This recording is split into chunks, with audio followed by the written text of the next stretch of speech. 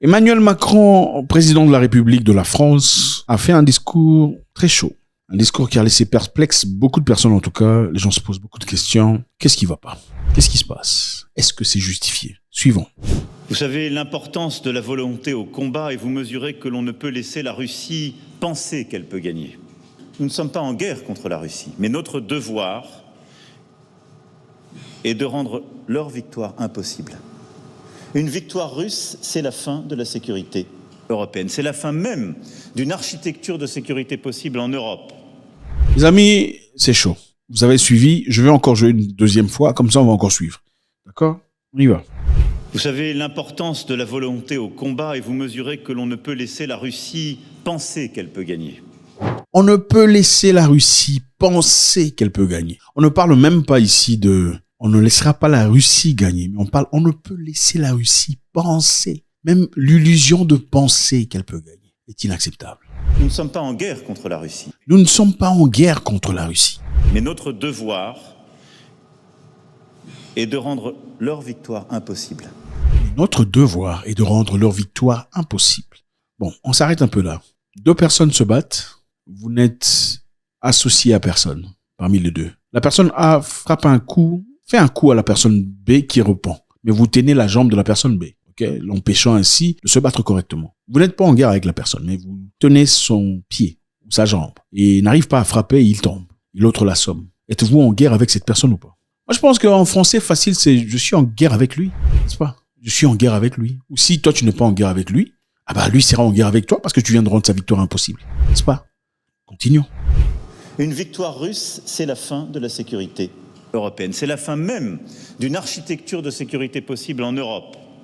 Une victoire russe est la fin de la sécurité européenne. Une victoire russe est la fin même de l'architecture de sécurité en Europe. Je ne sais pas. Peut-être que c'est mon cerveau qui est pas assez grand pour comprendre.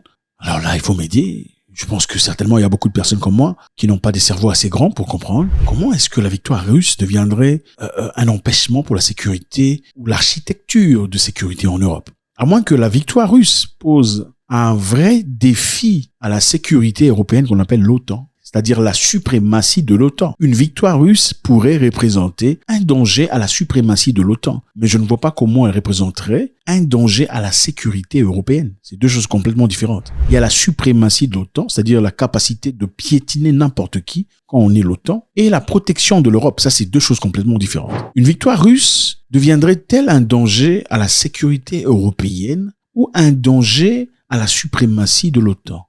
Je pense que c'est la deuxième. Parce que, regardons dans le passé, depuis quand la Russie est devenue l'ennemi de la France, un danger pour la France? C'est vrai qu'il y a eu des histoires dans le passé, quand il s'agissait de Napoléon et tout le bazar, mais depuis quand la Russie, à l'ère moderne, est devenue un danger contre la France? Depuis quand la Russie a prétendu vouloir envahir la France? En fait, nous, on pensait qu'il y avait un problème entre les Russes et les Ukrainiens, n'est-ce pas? C'est ça, hein? On pensait qu'il y avait un problème entre les Russes et les Ukrainiens. Et on pourrait comprendre ça, évidemment, parce que ils sont voisins après tout. Et à part le fait d'être voisins, ils ont beaucoup de choses en commun. Les cultures sont très similaires, si pas les mêmes. Leur façon d'exister, d'être, la religion et beaucoup de choses. Ils ont beaucoup de choses en commun. Ce sont des voisins. Il y a d'ailleurs, quelque part, un lien qu'on ne peut pas briser parce que la Russie et les Ukrainiens, certains Ukrainiens se sentent russes, enfin bref, vice versa, certains Russes sont ukrainiens, enfin c'est vrai. Mais quand est-ce que la Russie est devenue un danger pour la France? Moi, je sais pas. Nous avons aussi que monsieur Emmanuel Macron, que je respecte beaucoup, a aussi fait un discours disant... Mais je vous dis simplement que l'esprit qui régnait ce soir, c'est qu'autour de 5 actions que j'ai évoquées, le consensus était là et que nous sommes prêts à faire aussi longtemps que nécessaire et tout ce qui est nécessaire pour que la Russie ne puisse gagner cette guerre. Qu'il fallait envoyer des troupes. Il fallait pas limiter l'aide sur le plan moral, mental, instrumental, équipement, mais aussi envoyer des troupes. Bien qu'il y ait eu un lever de bouclier, voilà, carrément de beaucoup de personnes.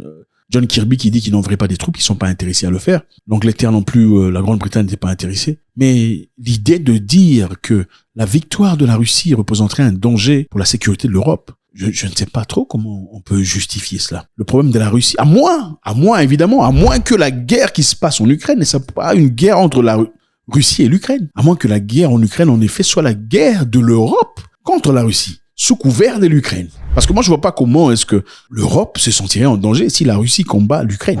À moins que ce sont des Européens qui sont en train de combattre la Russie sous couvert de l'Ukraine. Parce qu'apparemment, de manière hypothétique, on pourrait peut-être dire que voilà, si tu es en train de combattre quelqu'un sous couvert d'une autre personne et que tu n'es pas en train de gagner la guerre, finalement, tu dis, écoute, cette technique ne fonctionne pas. Je veux rentrer à la technique originelle. C'est que je viendrai comme moi-même. Je ne ferai pas ce que... N'est-ce pas? C'est seulement dans ce cas-là qu'on pourrait vraiment dire que la Russie représente un danger pour l'Europe. L'objectif de ce discours que je fais ici, c'est de nous ouvrir les yeux. On n'a pas besoin de guerre. Et je suis certain que beaucoup d'Européens n'en ont pas besoin non plus. Et beaucoup de personnes ne veulent pas qu'il y ait un petit groupe de personnes qui décident leur destin, leur destinée à leur place. Les gens ne veulent pas aller en guerre. Parce que la population générale européenne n'en a pas besoin. Et surtout d'une guerre nucléaire. Parce que quelle est la probabilité que mon frère Macron, que je respecte beaucoup, soit sauvegardé en cas de guerre nucléaire? Beaucoup de possibilités, de probabilités. Monsieur Macron, certainement, sera dans un bunker ou un bunker quelque part.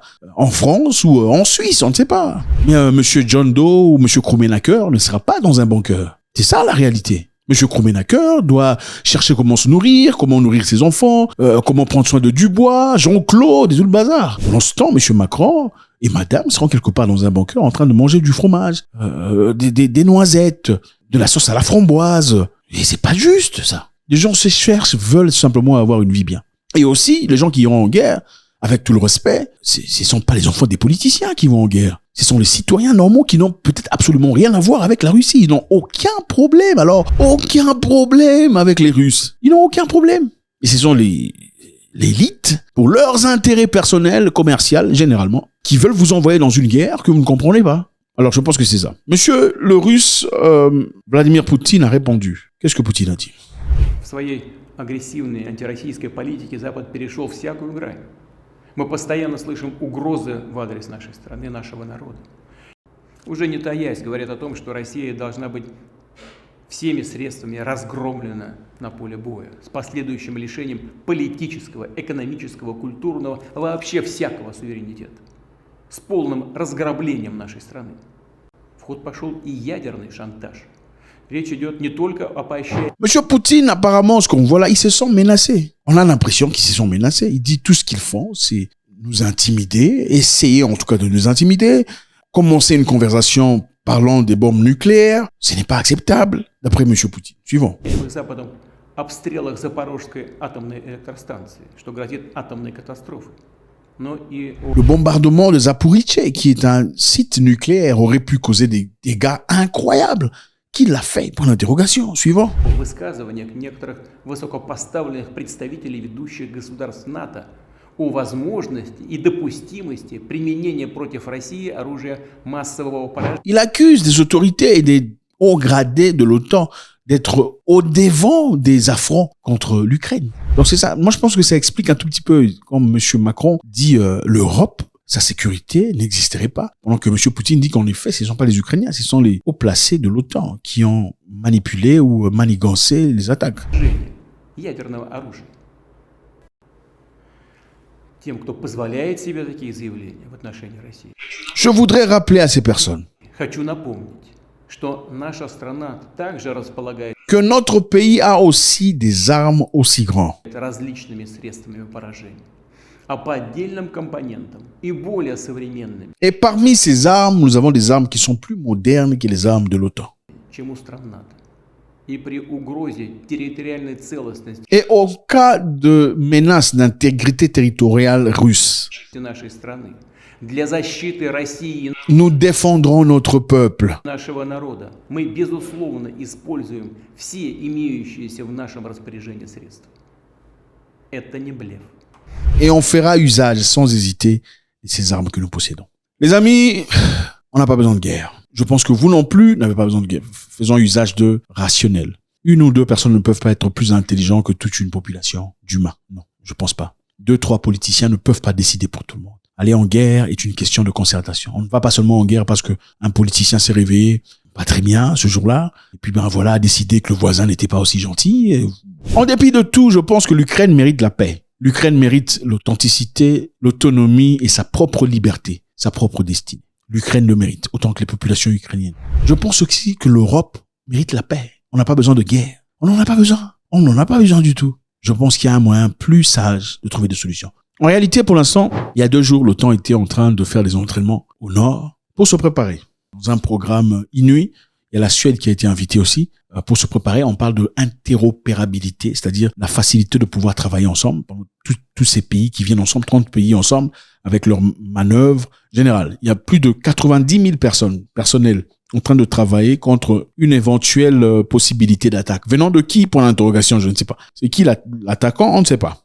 90 000 personnes en entraînement. Ce sont les enfants des gens. Ce sont les enfants d'autrui. Sont-ils vraiment en danger? Moi, je ne sais pas. Mais est-ce que si les bombes atomiques commencent à sauter, tout le monde sera en danger? Oui, tout le monde sera en danger. Contre qui? Tout le monde sera en danger? Oui, tout le monde sera en danger. Sauf qui? Sauf ces gens-là qui sont en train de vous envoyer à la guerre. Ils sont dans des bunkers, des banquets. Mark Zuckerberg vient d'acheter un bunker. D'ailleurs, en train de construire à 200 millions de dollars. Le riche là de Virgin Atlantic, lui aussi. Oprah Winfrey. Toutes ces personnes sont bien... Bon, écoutez, je ne fais que dire la vérité. Personne ne veut de guerre. Ça ne sert à rien, la guerre. Maintenant, qu'est-ce que vous en pensez? Pourquoi ils sont tellement chauds? Si la guerre est vraiment entre l'Ukraine et la Russie, et que apparemment les gens sont en train de se séparer des histoires, pourquoi maintenant on est en train de dire que nous ne sommes pas l'ennemi de la Russie, mais nous ferons tout de notre possible pour lui empêcher de gagner la guerre? À quoi ça sert? God bless.